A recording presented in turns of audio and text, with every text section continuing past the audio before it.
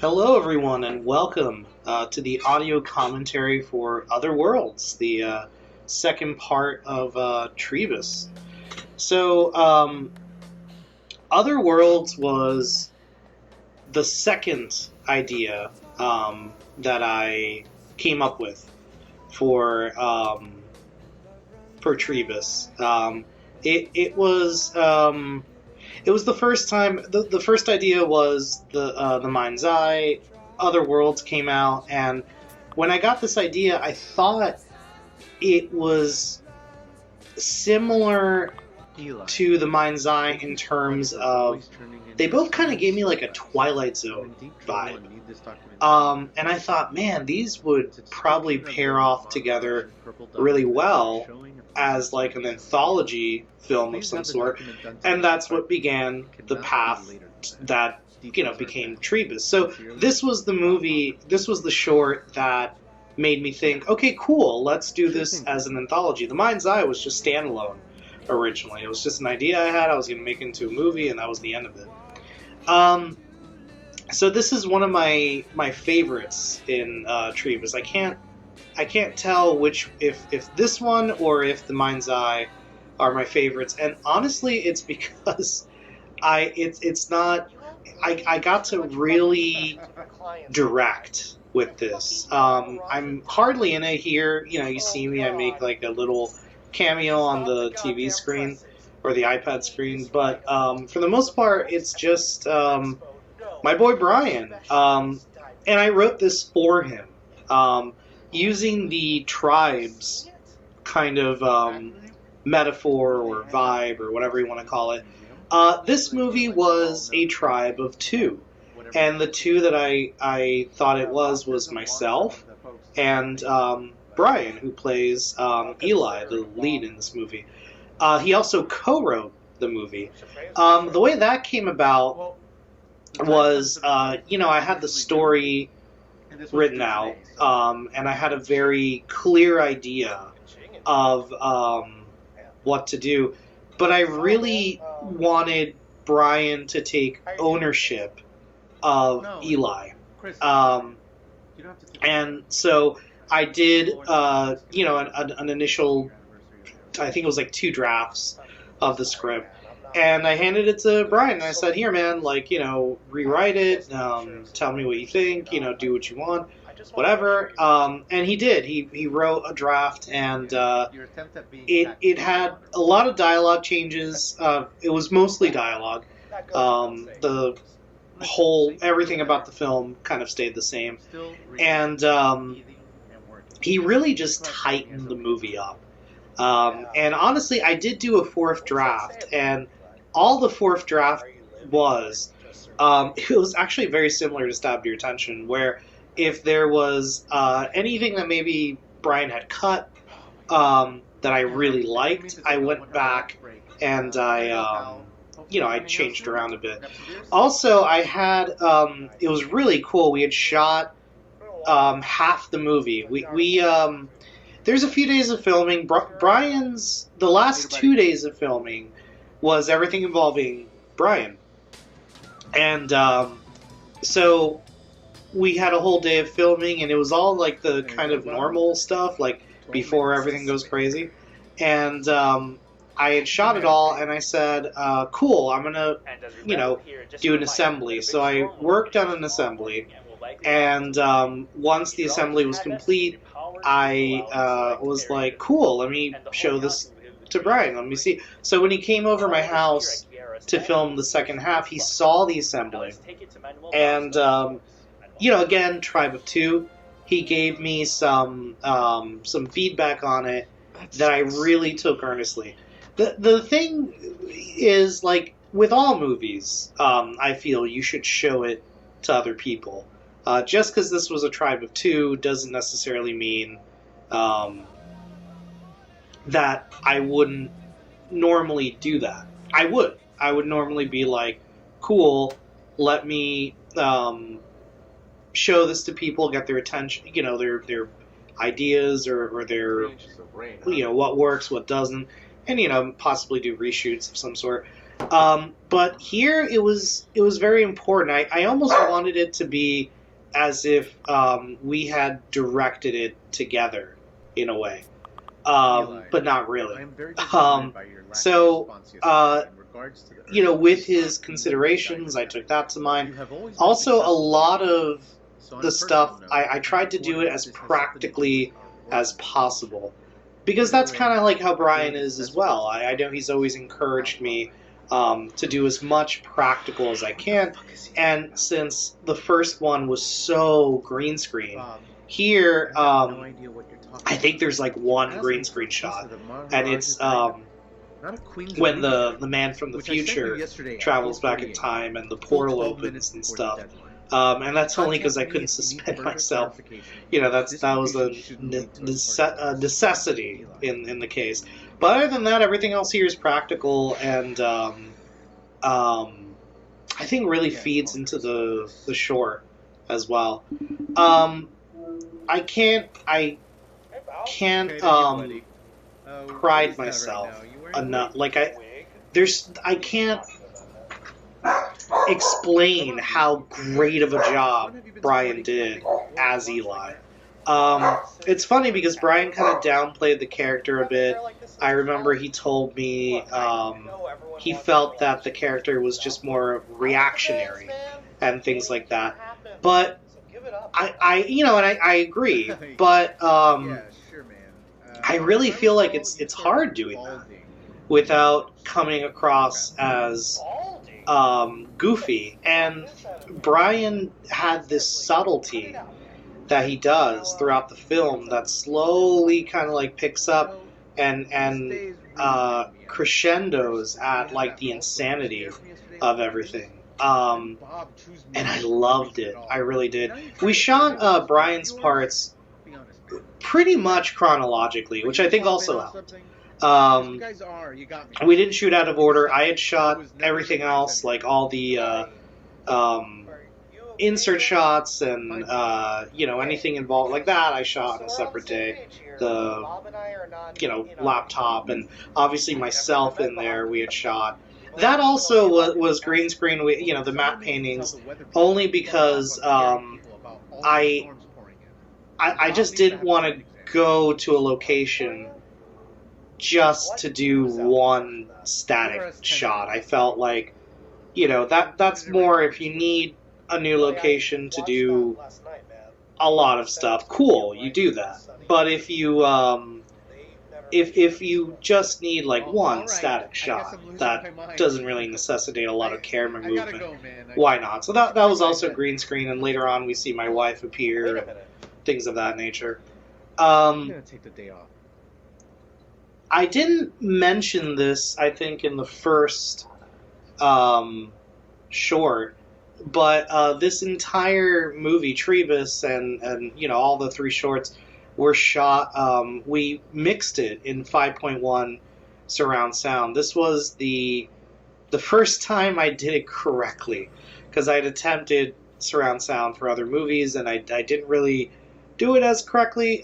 Here, I followed a guideline, and it really came out magnificently.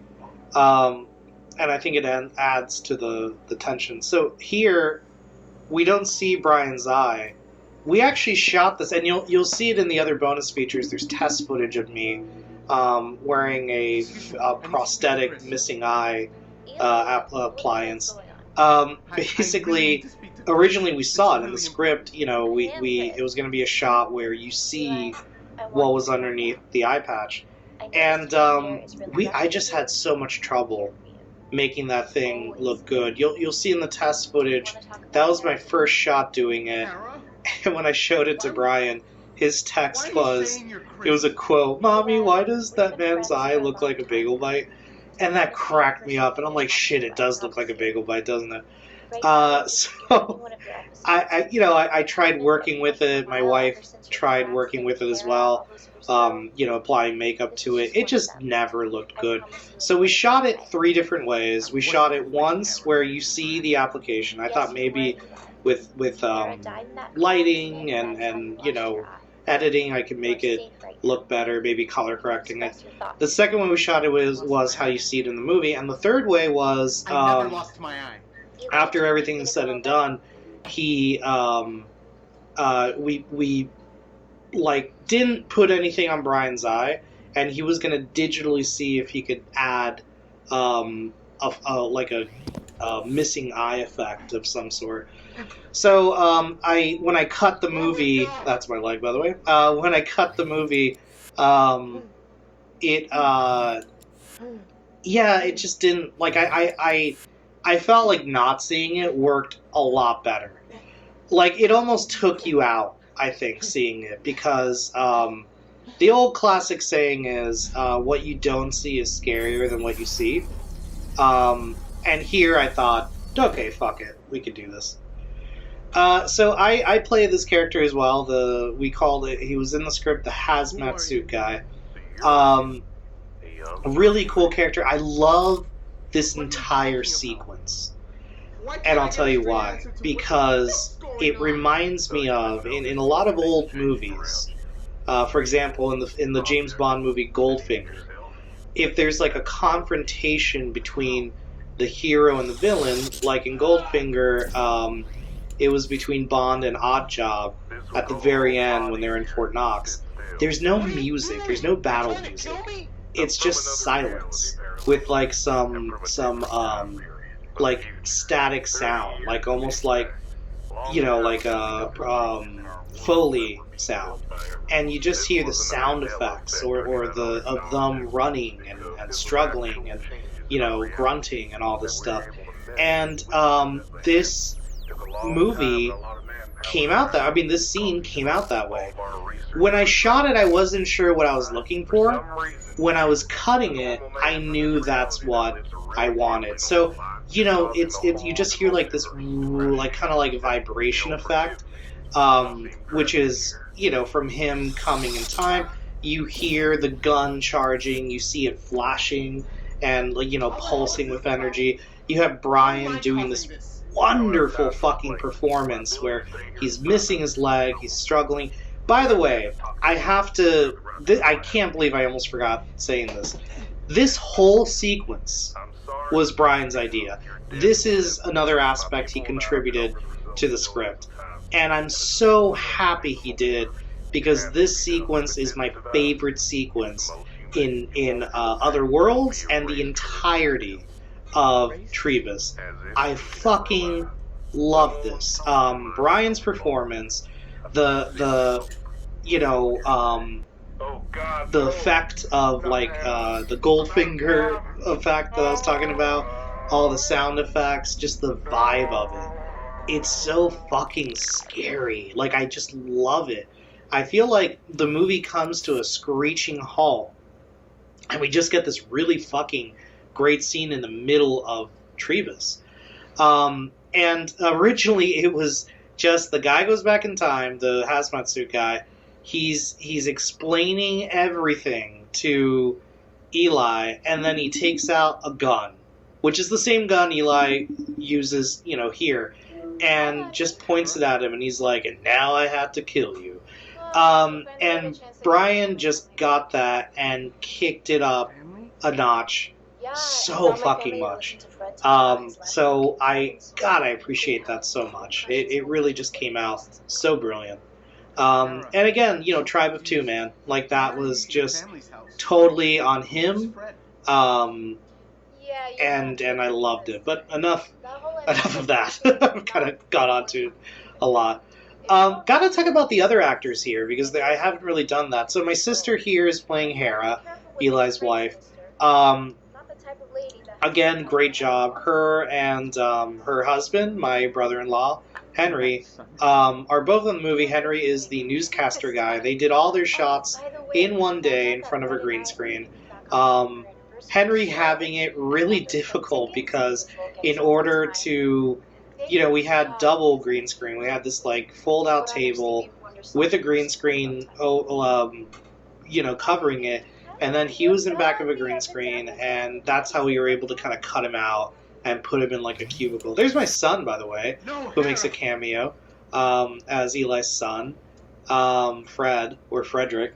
And he, again, just fulfilling, I promised him, he told me, I want to be in every movie you ever make, no matter how small of a role. And I said, absolutely.